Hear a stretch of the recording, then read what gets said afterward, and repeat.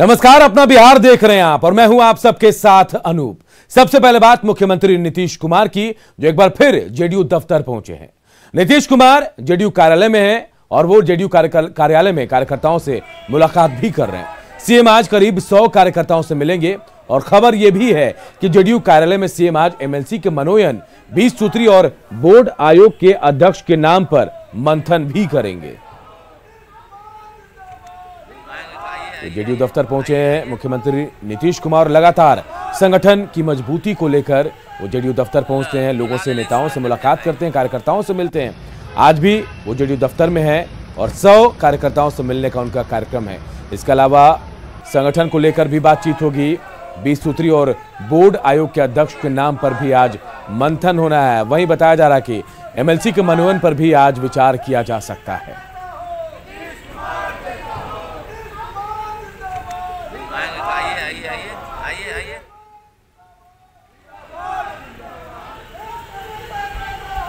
बुला ले सुरेंद्र के भाई। इधर जेडीयू में बड़े पैमाने पर संगठन में फेरबदल किया जा रहा है। पार्टी में कई चीजें पहली बार की जा रही हैं, जैसे कि प्रकोष्ठ में 2-2 नेताओं की नियुक्ति। इस फेरबदल के बारे में प्रदेश अध्यक्ष उमेश कुशवाहा से बातचीत की हमारे सहयोगी आनंद अमृतराज ने। लोकसभा चुनाव में उम्मीद के मुताबिक सीट नहीं आने के बाद जेडीयू ने बड़ा परिवर्तन किया है। राष्ट्रीय अध्यक्ष के साथ प्रदेश अध्यक्ष भी बदले गए और संगठन में बड़ा बदलाव किया गया है। और सबसे बड़ी बात कि जेडीयू के संगठन में विकेंद्रीकरण किया गया है। उमेश कुशवाहा प्रदेश अध्यक्ष जेडीयू के हमारे साथ इस वक्त। सर, ये पहली बार हो रहा है कि जब संगठन में किन्हीं को पद मिल रहा है तो उन्हें एक पद के लिए 2-2 आदमी को लगाया गया। इसका मतलब क्या है, क्यों ऐसा किया जा रहा है? असल में संगठन, आप जानते हैं कि बिहार विधानसभा चुनाव के बाद सरकार की गठन और सरकार के आप लोग लगातार पूछ रहे थे, मंत्रिमंडल का विस्तार पर चर्चा कर रहे थे। मंत्रिमंडल का भी विस्तार का पूरा हो गया कार्य। अब बिहार में विकास कैसे तेजी हो, उस पर हम माननीय मुख्यमंत्री जी काम कर रहे हैं और हमारा काम जो संगठन के दायित्व दिया गया है, जिम्मेवारी दी गई है, उस जिम्मेवारी को हम निर्वहन कर रहे हैं। उसमें जो संगठन में जहां हम लोगों ने समीक्षा किया है और जो 243 विधानसभा क्षेत्र में हमने कहां पर चूक किया है विधानसभा में और कहां पर क्या कमजोरी रहा है, इसका पूरी समीक्षा करके नई रणनीति तैयार किया है। और नई रणनीति की तैयार करने के बाद हम जो काम करने वाले जो हमारे कार्यकर्ता हैं, पार्टी के लोग हैं, उनको जिम्मेवारी दे रहे हैं। लेकिन जिम्मेवारी में सर देखा गया है कि मतलब अमूमन इसके पहले यही होता था कि अगर कोई अध्यक्ष बना किसी भी प्रकोष्ठ का तो एक रहता था, लेकिन इस पर कई प्रकोष्ठ के अध्यक्ष 2-2 बनाए गए हैं। उत्तर बिहार और दक्षिण बिहार में बांटा गया है। आप जानते हैं कि बिहार का जो बनावट है, बिहार का जो चौहद्दी है, आपको पता ही है कि किस तरह से है। 2 खंड में हम लोग का एक उत्तर बिहार और दक्षिण बिहार में। तो संगठन को नीचे स्तर पर, ग्रास लेवल पर ले जाने के लिए, गांव-गांव तक के संगठन को बूथ स्तर तक पहुंचाने के लिए उसमें मैंने बांटा गया है कि हमारा काम संगठन और धारदार कैसे बने, मजबूत और कैसे बने। इसके लिए हम लोगों ने उसको 2 पार्ट में बांटा है, उत्तर बिहार और दक्षिण बिहार में, और उसका एक प्रभारी के रूप में हम लोगों ने उस पर जिम्मेवारी दिया है। जाहिर सी बात है, मॉनिटरिंग किया जा रहा है। जो लापरवाही करेंगे उन पर गाज भी गिरना तय है। कैमरामैन सुबोध के साथ आनंद अमृतराज, न्यूज 18 नेटवर्क, पटना। तो विधानसभा चुनाव के बाद से जेडीयू लगातार संगठन में बदलाव कर रहा है। पार्टी ने पहली बार उत्तर बिहार और दक्षिण बिहार को बांटकर 2 युवाओं को बड़ी जिम्मेदारी दी। अंकित तिवारी और श्याम पटेल को युवा प्रदेश अध्यक्ष बनाया गया है। जिम्मेवारी मिलने के बाद दोनों युवा अध्यक्ष बेहद उत्साहित हैं। इन नेताओं से बातचीत के हमारे सहयोगी आनंद अमृतराज ने। इस वक्त हमारे साथ 2 युवा मौजूद हैं जो जेडीयू के युवा वोटरों को या फिर युवाओं को लुभाने के लिए बड़ी जिम्मेवारी इन्हें दी गई है। उत्तर बिहार और दक्षिण बिहार 2 भागों में बांटकर युवा अध्यक्षों की नियुक्ति की गई है, श्याम पटेल और अंकित तिवारी।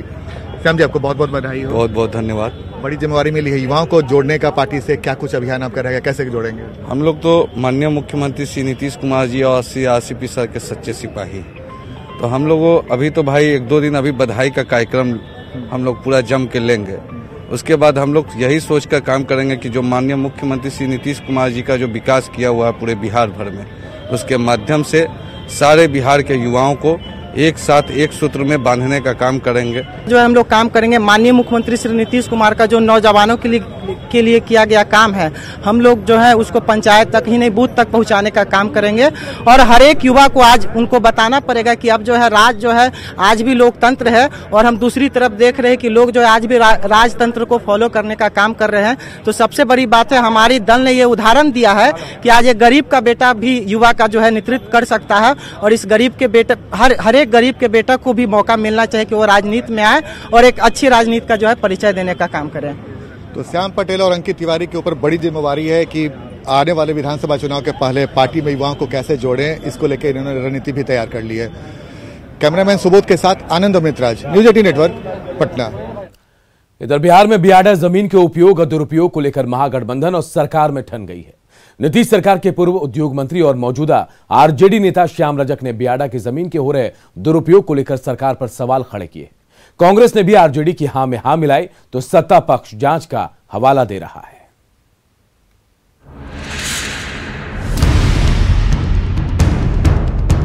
बिहार में बियाडा की 6500 एकड़ जमीन है। राजधानी पटना के पाटलिपुत्र इंडस्ट्रियल एरिया में भी बियाडा की जमीन कई एकड़ में फैली हुई है। पूर्व उद्योग मंत्री और आरजेडी नेता श्याम रजक ने बियाडा की जमीन पर खुले मॉल, हॉस्पिटल, हाउसिंग कॉम्प्लेक्स और अन्य निर्माण का आरोप लगाते हुए नीतीश सरकार को कटघरे में खड़ा किया है।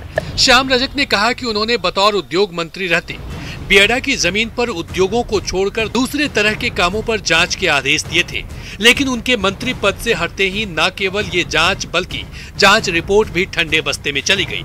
श्याम रजक के इस आरोप को कांग्रेस का भी समर्थन मिला है। मैं कहना चाहता हूं कि बियाडा की जो जमीन है वहां खुद आप जाइए और देखिए कि बियाडा इंडस्ट्री के लिए जमीन देती है, वहां क्या क्या है। वहां हॉस्पिटल खुल गए, वहां रेसिडेंस बन गए, वहाँ रेस्टोरेंट बन गए, वहाँ पर गाड़ी का शोरूम बन गए, कई तरह की चीजें ऐसी हुई है जो अनियमितता को दर्शाता है। उस भूखंड का उपयोग आप व्यावसायिक उपयोग के लिए दे रहे हैं कि अपने आप में जांच का विषय तो है। इधर जेडीयू श्याम रजक के आरोपों को बेतुका करार दे रहा है। जेडीयू ने कहा कि बतौर उद्योग मंत्री रहते श्याम रजक के पास कई संभावनाएं थी, लेकिन वो अपनी जिम्मेदारियों को निभाने में असफल रहे, तो अनर्गल आरोप लगा रहे हैं। हालांकि जेडीयू प्रवक्ता ने कहा कि अगर गड़बड़ी हो रही है तो इसकी जांच कर दोषियों पर कार्रवाई की जाएगी। नीतिगत कई ऐसे वो फैसले ले सकते थे या राज्य सरकार से आग्रह कर सकते थे जिससे बिहार का परिदृश्य बदल सकता था, लेकिन एक मंत्री के तौर पर वो पूरी तरह से असफल रहे हैं और इसीलिए उनके बयानों को कोई गंभीरता से नहीं लेता है। लेकिन वहाँ इस तरह के कंस्ट्रक्शन खड़े किए जा रहे हैं। अगर ऐसा कोई भी प्रश्न सामने आएगा, संज्ञान में आएगा, तो निश्चित तौर पर ऐसे लोगों के साथ कोई रियायत बरती नहीं जाएगी। इधर सत्यजीत सिंह और उद्योगपतियों की माने तो बियाडा की जमीन का 20% भाग सर्विस सेक्टर को दिए जाने का भी प्रावधान है और इस बात को नजरअंदाज नहीं किया जा सकता है। तो हमें लगता है कि जो भी इंडस्ट्रियल एरिया है इस राज्य में, उसमें अगर जो भी सर्विस सेक्टर के कुछ यूनिट चल रहे हैं, चाहे आईटी पार्क हो, चाहे कोई हॉस्पिटल्स हो, चाहे कोई स्कूल हो, या जो भी जैसे मॉल है, तो वो सब उसी प्रावधान के अंतर्गत ही चलते हैं कि मिनिमम 20% जो है सर्विस सेक्टर को दिया जाए। बियाडा की जमीन को लेकर बिहार में राजनीतिक परवान पर है। विपक्ष और सत्ता पक्ष की तकरार के बीच बियाडा की जमीन के उपयोग का सच किस रूप में सामने आता है, फिलहाल ये बता पाना मुश्किल है। लेकिन इस मामले ने पहले से ही औद्योगिक पिछड़ेपन का दंश झेल रहे राज्य में नई परेशानी खड़ी कर दी है। न्यूज 18 के लिए पटना से संजय कुमार की रिपोर्ट। और अब बात जीतन राम मांझी के डिमांड की। हिंदुस्तानी आवाम मोर्चा ने एक बार फिर राज्यपाल कोटे से एमएलसी के लिए एक सीट की मांग की है। पार्टी अध्यक्ष जीतन राम मांझी ने कहा कि उन्होंने एक मंत्री पद और एक एमएलसी के लिए सीट की मांग की थी। हालांकि इस पर जेडीयू का कहना है कि मिल बैठकर फैसला कर लिया जाएगा। देखिए, बार बार बात करने के सिद्धांत में हम विश्वास नहीं करते हैं। एक बार जब बात हो जाती है, चाहे हमसे बात हो या किसी की बात हो, हम उस बात को कैरी आउट करते हैं। तो जब बात बहुत पहले हो गई थी कि हमें एक मंत्री पद और एक एमएलसी नॉमिनेशन में दीजिएगा, मौन सम्मति थी। जननायक कर्पूरी ठाकुर की विरासत पर हर पार्टी के लोग दावा करते रहते हैं, लेकिन उनकी पुण्यतिथि पर उनकी प्रतिमा पर फूल चढ़ाने के लिए इक्का दुक्का लोग ही दिखाई देते हैं। समस्तीपुर में भी कुछ ऐसा ही देखने को मिला। यहां पर उनकी प्रतिमा पर माल्यार्पण करने के लिए सिर्फ 5 लोग ही पहुंचे। समस्तीपुर से देखिए हमारे सहयोगी मुकेश कुमार की रिपोर्ट। पूरे भारतवर्ष में समाजवाद की झंडा बुलंद करने वाले जननायक कर्पूरी ठाकुर की आज पुण्यतिथि है और ऐसे में यहाँ पर समस्तीपुर में जो प्रतिमा स्थल है वहाँ पर उनके पुण्यतिथि पर कार्यक्रम का आयोजन किया गया है, लेकिन यहाँ पर जो स्थिति है महज कुछ ही लोग यहाँ पर आए हैं। जो बिहार की परिदृश्य है, आज जो भी राजनीति में है उनके चेले ही राजनीति कर रहे हैं, लेकिन समस्तीपुर में जो कार्यक्रम धूमधाम से होनी चाहिए थे उस कार्यक्रम में कुछ कमी नज़र आ रही है। यहाँ पर हमारे साथ दुर्गेश राय जी, हम उनसे बात करेंगे। क्या कहेंगे इस मौके पर? आज जननायक कर्पूरी ठाकुर जी की पुण्यतिथि है और 24 जनवरी को उनकी जयंती होती है। उस अवसर पर सरकारी कार्यक्रम से लेकर और पार्टी के स्तर पर भव्य कार्यक्रम हम लोग सब दिन करते रहे हैं और प्रशासन, जिला प्रशासन से लेकर राज्य सरकार द्वारा भी उस कार्यक्रम में भव्य आयोजन होता रहा है। तो कर्पूरी जी के नाम से विश्वविद्यालय खुले, लेकिन सवाल उठता है कि जिस कर्पूरी ने बिहार की राजनीति को एक नई दशा और दिशा दी, आज उस कर्पूरी ठाकुर के पुण्यतिथि पर इस तरह की मायूसी क्यों देखी जा रही है? क्या ये ज़रूरी नहीं था कि कर्पूरी ठाकुर जी की प्रतिमा का सफाई किया जाता? आज वो पुराने माला कर्पूरी जी के प्रतिमा पर लगे हुए हैं, लेकिन ना कोई प्रशासनिक व्यक्ति इस पर ध्यान दिया और ना ही जो इनसे जुड़े, इनके नाम पे राजनीति करने वाले हैं वही इन पर ध्यान दिए। जो कुछ लोग आए जो इनके विचारधारा को लेकर के चलते हैं, उनके द्वारा आज यहाँ पर पुण्यतिथि का कार्यक्रम मनाया गया। Mukesh Kumar, news 18 network, Samastipur. और अब आपको दिखाते हैं जानलेवा लापरवाही की सीसीटीवी तस्वीरें। सड़क पर बेलगाम दौड़ती मौत की ये तस्वीरें मधुबनी के खजौली थाना इलाके की बताई जा रही है। सड़क किनारे एक निजी संस्थान में लगे सीसीटीवी कैमरे में रफ्तार के कहर की तस्वीरें कैद हुई। सोशल मीडिया में वायरल इस फुटेज में दिख रहा है कि सड़क किनारे खड़े ट्रक में तेज रफ्तार बाइक घुस जाती है। हालांकि न्यूज़ 18 इस वीडियो की पुष्टि नहीं करता है, लेकिन स्थानीय लोगों के मुताबिक सोशल मीडिया में आई ये तस्वीरें 12 फरवरी की देर रात खजौली थाना इलाके में प्रखंड दफ्तर के सामने हुए हादसे की है। इस हादसे में बाइक सवार दोनों युवक की मौके पर ही मौत हो गई थी। तो तस्वीरें भी हम आपको दिखा रहे हैं, कैसे मधुबनी से तस्वीरें आई, उसे देखकर आप भी हैरान रह जाएंगे। एक प्राइवेट संस्था के सीसीटीवी फुटेज में तस्वीरें कैद हुई हैं। 12 फरवरी की तस्वीरें बताई जा रही है, जहां एक खड़े ट्रक में तेज रफ्तार बाइक टकराई और बताया जा रहा है कि इस हादसे में 2 बाइक सवारों जो थे उनकी मौके पर ही मौत हो गई। तो रफ्तार कितनी तेज थी आप खुद देख सकते हैं, दोनों बाइक सवार की मौत हो गई।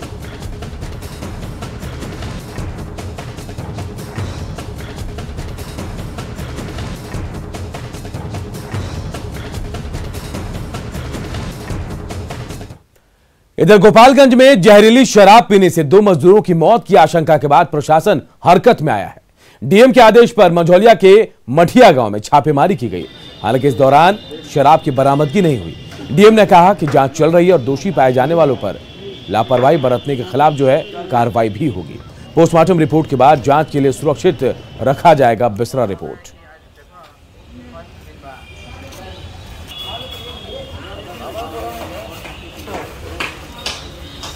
उसको पोस्टमार्टम के लिए भेज दिया है और पोस्टमार्टम होने के उपरांत ही हम लोग रिजर्वेशन भी करेंगे, जो तीसरा है उसका रिजर्वेशन करेंगे और फाइनल जब पोस्टमार्टम की रिपोर्ट आएगी उसके बाद कुछ कहना संभव है। तो वैसे हम लोगों ने अपनी विभिन्न टीम को, मेडिकल टीम को और SDO, SDPO, BDO, CO team को उस गांव के आसपास जहां उनका डेथ हुआ है वहां हमने भेजा है। हम लोग इंक्वायरी डिटेल में करा रहे हैं और यदि किसी तरीके की कोई गड़बड़ी पाई जाती है, लगता है कोई ऐसी सूचना जिसके कारण से इनका डेथ हुआ है, तो हम लोग उस पर कठोर से कठोर कार्रवाई करेंगे। क्या वहाँ उस मठिया गांव के पास छापामारी किया गया है जहाँ भारी मात्रा में शराब मिला है? नहीं, अभी तक ऐसी सूचना हमें प्राप्त नहीं। और सर, परिजनों का जो आरोप है उस यहाँ पे क्या किया जाएगा? परिजनों का कहना है, जो भी कहना है कि शराब पीने से, जहरीली शराब पीने से उनकी मौत हुई है। इसमें आपको अवगत कराना चाहेंगे कि कहीं भी ये नहीं, किसी ने उनको शराब पीते नहीं देखा है, नहीं आने के बाद उन्होंने किसी से कमिट किया है कि हमने शराब पिया है। और वहाँ पे 2 लोगों के साथ एक और व्यक्ति के जो बीमार पड़ने की आशंका जताई जा रही थी, वो उस बीमार व्यक्ति से हमारे एसडीओ ने भी बाइट लिया है। उन्होंने ऐसा कुछ भी नहीं कहा है, वो बिल्कुल स्वस्थ हैं। इस तमाम इन मौतों के बाद कई सवाल भी उठ रहे हैं। सवाल है कि कैमूर की घटना के बाद भी क्यों प्रशासन नहीं जागा, और सवाल यह भी कि सरकार और प्रशासन सख्त है तो फिर शराब आखिर आई कहां से। शराबबंदी कानून क्या सिर्फ मजाक बनकर रह गया? ये तमाम सवाल हैं जो न्यूज 18 उठा रहा है।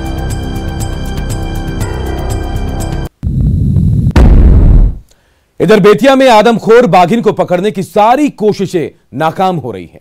वन विभाग की ओर से रेस्क्यू जारी है। एहतियात के तौर पर वन विभाग ने जंगल किनारे बसे गांव के लोगों से रात में खेत पर नहीं जाने की अपील भी की है। कयास लगाए जा रहे हैं कि बाघिन मानपुर जंगल के पास ही है। पटना जू की स्पेशल टीम के साथ वाल्मीकि टाइगर रिजर्व की टीम इस ऑपरेशन में लगी है।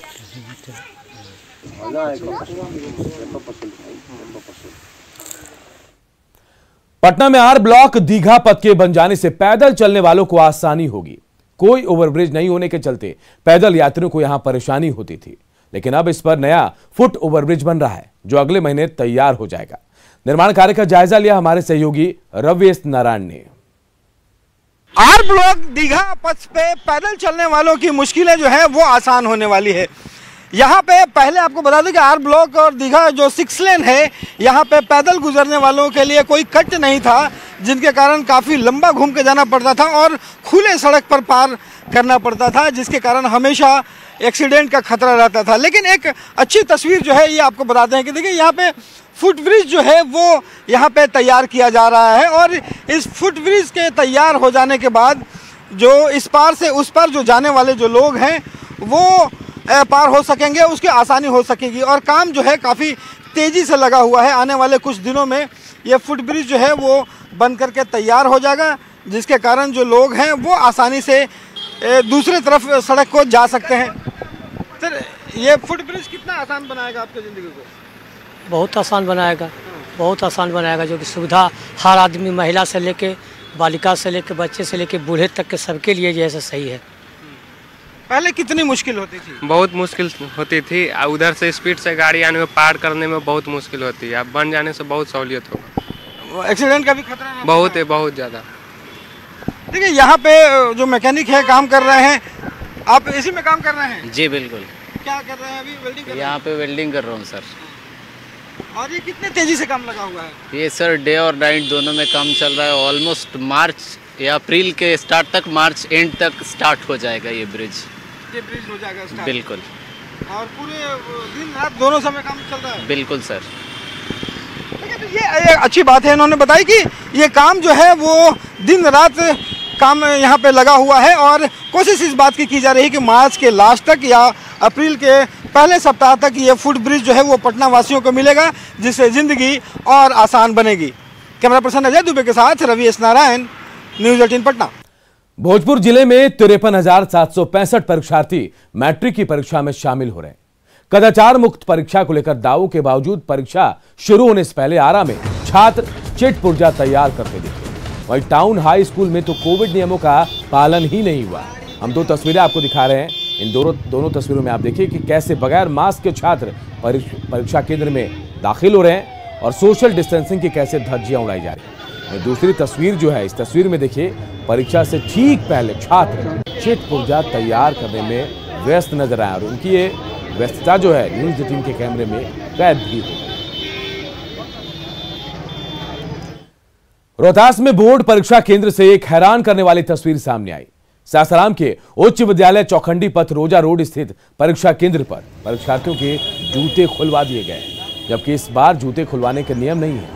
जब इस बारे में केंद्र पर तैनात दारोगा से पूछा गया तो उन्होंने कहा कि स्कूल प्रबंधन की ओर से जूते खुलवाने का निर्देश दिया गया था। परीक्षा केंद्र का जायजा लिया हमारे सहयोगी अजीत कुमार।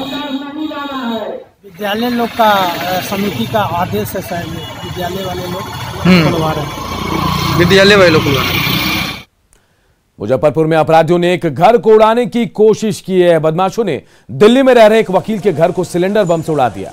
इस घटना के बाद से इलाके में दहशत है। बम ब्लास्ट में घर की दीवारें और खिड़कियां क्षतिग्रस्त हो गई हैं। सर गणेश दत्त नगर के रोड नंबर 4 की यह घटना है। मौके पर पहुंची पुलिस ने मामले की छानबीन शुरू कर दी है। रात करीब 2 बजे हुए विस्फोट से पूरे मोहल्ले में अफरा तफरी मच गई। बदमाशों ने खत के जरिए मनोज सिंह के बेटे को जान से मारने की धमकी भी दी है। आपको बता दें कि मनोज सिंह दिल्ली में रहते हैं और उनका बेटा कन्हैया बेंगलुरु में रहता है। 2 बजे रात में अचानक जोरों की धमाका हुई, जिससे पूरा मोहल्ला दहल गया। जब हम लोग ऑन द स्पॉट पहुंचे तो देखे कि यहाँ एक गैस सिलेंडर बम उड़ा हुआ था और मकान का चिथड़ा उड़ा हुआ था। सामने से शीशा वगैरह सब फूटा हुआ था। सभी लोग मोहल्ला के जुट गए। इससे मोहल्ला में काफ़ी दहशत व्याप्त हो गई है। रात को जब हम लोग सो रहे थे तो 2:15 में आवाज़ आई है, बहुत भयानक आवाज़। जब हम लोग उठे, हम बोला कि कुछ फटा है शायद, तो नीचे आए तो देखे सिलेंडर फटा हुआ था और पूरा मकान हिल गया था। लाइट उठ का एक और चरचरा गया था, अंदर का आवाज़ आई थी। करीब 2 बजे की घटना है। किसी अज्ञात व्यक्ति ने आकर के यहाँ पर सिलेंडर बम का विस्फोट किया, जिससे काफ़ी दहशत फैल गई है मोहल्ले में। चला गया, पटना भी चला गया। अच्छा। और एक चिट्ठी भी छोड़ गया है जो कन्हैया सिंह के नाम से है। उसको चिथड़ा उड़ाने की धमकी बार बार वो मैंने उसमें दे रहा है। और गोपालगंज से एक बड़ी खबर इस वक्त आ रही है। गोपालगंज में जमीनी विवाद में पूर्व पार्षद के ऊपर जानलेवा हमला हुआ है। घर की महिलाओं पर भी धारदार हथियार से हमला किया गया है। स्थानीय चौकीदार पर हमले का आरोप लगा है। एसडीएम से पीड़ित परिवार ने शिकायत की है। दोषियों के खिलाफ कार्रवाई का भरोसा भी मिला है। तो गोपालगंज से बड़ी खबर इस वक्त आई, जहां पर पूर्व पार्षद के ऊपर जानलेवा हमला हुआ है। यही नहीं, घर की महिलाओं पर भी धारदार हथियार से हमला किया गया है। स्थानीय चौकीदार पर हमले का आरोप लगा है। एसडीएम से पीड़ित परिवार ने इसकी शिकायत भी की है और दोषियों के खिलाफ कार्रवाई का एसडीएम ने भरोसा भी दिया है। और अपना बिहार के इस बुलेटिन में इतना ही। आगे है जोहार झारखंड।